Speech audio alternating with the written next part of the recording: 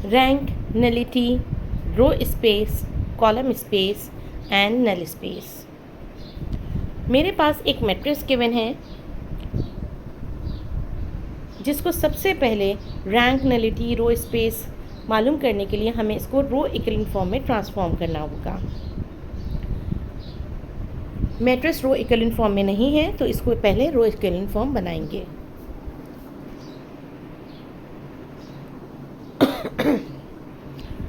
First row वैसी की वैसी कॉपी कर दिए, सेकेंड रो पर ऑपरेशन कर रहे हैं R2 + 2R1 और सिमिलरली थर्ड रो पे R3 - 3R1 और इस तरह मैंने यहाँ पर वैल्यूज़ लिख दी हैं। आपको पता है कि रो इक्विवेलेंट फॉर्म बनाने के लिए मुझे ये जो 16 है इसको 1 बनाना है, तो मैं डिवाइड कर रही हूँ सेकेंड रो को विथ 16 और इसी तरह थर्ड रो को मुझे ट्रांसफॉर्म करना है, तो मैं -16 को 0 बनाने के लिए मैंने इसको कैलकुलेट किया और उसके बाद जो है ये रो इक्विवेलेंट फॉर्म मेरे सामने आ गई है। रो इक्विवेलेंट फॉर्म आने के बाद हमें सबसे पहले कैलकुलेट करना है रैंक, और रैंक क्या होता है? रैंक होता है total number of non zero रोज़। तो आप चेक करें कि total number of non zero रोज़ इसमें कौन कौन सी हैं। जो रो इक्विवेलेंट फॉर्म आई है उसमें चेक करें तो रो इक्विवेलेंट फॉर्म में total number of non zero रोज़ हमारे पास सिर्फ 2 हैं। टोटल रोज़ 3 हैं जिसमें से एक रो जो है वो हमारे पास 0 रो हो जाएगी, तो हमारे पास टोटल रोज़ 2 आ जाएंगी जो कि रैंक होगा। उसके बाद हम जाएंगे नलिटी पे, तो नलिटी जो है हमारे पास वो होती है total number of columns minus rank. तो टोटल नंबर ऑफ कॉलम्स हमारे पास कितने हैं? यहाँ पर 3 हैं। टोटल नंबर ऑफ कॉलम्स में यहाँ पर लिख लेती हूँ 3 और रैंक मेरे पास ऑलरेडी 2 है, तो देखिए 3 - 2, तो नलिटी मेरे पास हो जाएगी 1। सिमिलरली जो नेक्स्ट स्टेप है मेरा वो है रो स्पेस, तो बेसिस मालूम करूँगी मैं रो स्पेस के लिए। रो स्पेस कैसे कैलकुलेट किया जाता है? जो रो इक्विवेलेंट फॉर्म आपके पास आई होती है उस रो इक्विवेलेंट फॉर्म में जितने भी नॉन ज़ीरो रोज़ होती हैं वो हमारे रो स्पेस में बेसिस फॉर रो स्पेस बनती हैं। तो इसमें 2 रोज़ हैं जो नॉन ज़ीरोज़ हैं, 1 5 3 और 0 1 1/2।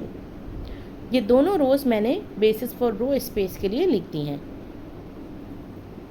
अगर मैं आपसे रो स्पेस का डायमेंशन पूछूं तो रो स्पेस का डायमेंशन होगा 2। नेक्स्ट मेरे पास है कॉलम स्पेस, और कॉलम स्पेस के बेसिस लिखने के लिए ज़रूरी है कि मैं लीडिंग वन, जिस कॉलम में लीडिंग वन एग्जिस्ट करता है वो लिखूं। तो सबसे पहले ये देखिए कि कौन कौन सा कॉलम ऐसा है मेरे पास जिसमें लीडिंग वन आप बना सके हैं।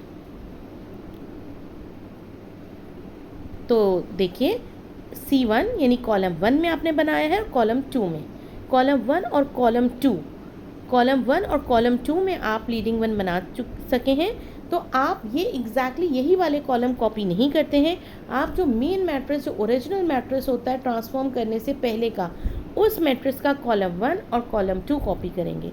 चेक करेंगे रो इक्विवेलेंट फॉर्म से, रो इक्विवेलेंट फॉर्म में जो लीडिंग वन बने होते हैं जिस कॉलम में, वो कॉलम्स को कॉपी करेंगे मगर ओरिजिनल मैट्रिक्स से। तो ये देखिए मैं ओरिजिनल मैट्रिक्स से यहाँ पर कॉपी कर रही हूँ, 1 - 2 3, और जो सेकेंड है मेरे पास वो क्या है 5 6 और -1, ये तीनों मैंने कॉपी कर लिए। अब लास्ट हमारे पास जो बचता है वो होता है nullity, null space.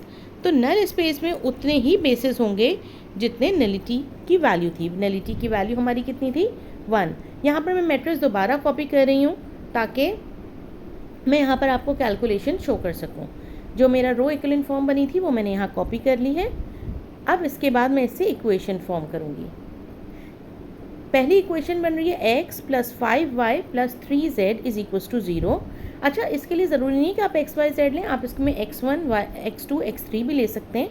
Second equation बन रही है y + 1/2z = 0, और जो थर्ड है उसमें देखिए थर्ड इक्वेशन में आपके पास z की वैल्यू आना चाहिए थी जो कि नहीं आई है। तो जो वेरिएबल्स एब्सेंट हैं यानी कि डिपेंड कर रहे हैं जैसे z है यहाँ पर, उसके लिए हम एक आर्बिट्री कांस्टेंट जो है वो यहाँ पर ले लेंगे। और आर्बिट्री कांस्टेंट आपकी मर्ज़ी है, r लें, s लें, t लें, मैंने यहाँ पर t इंट्रोड्यूस किया है।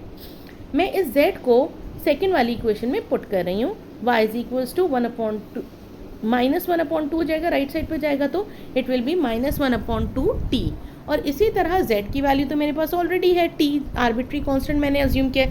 अब मैं ये y और z की वैल्यूज़ को इक्वेशन नंबर 1 जो हमने ट्रांसफॉर्म की थी उसमें लिखूंगी। x को अगर मैं रखूं तो -5y और 3z दोनों राइट साइड पे जाके नेगेटिव हो जाएंगे।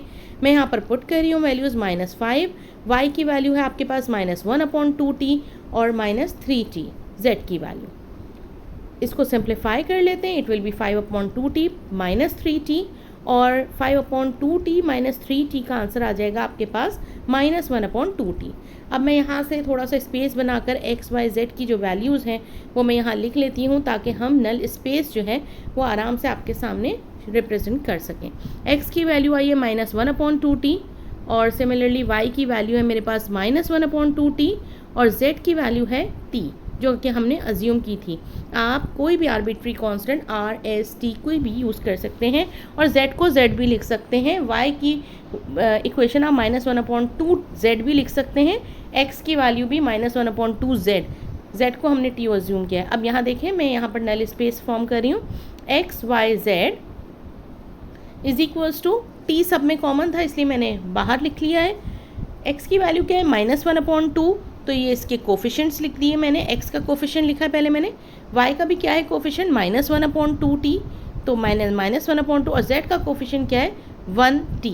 तो नल स्पेस के बेसिस मेरे पास कितने बने हैं 1, एक बेसिस बना है, इसकी डायमेंशन 1 है। एक बात याद रखिएगा कि जितनी आपकी नलिटी की वैल्यू आएगी वही आपके नल स्पेस के बेसिस होंगे, उतने ही बनेंगे।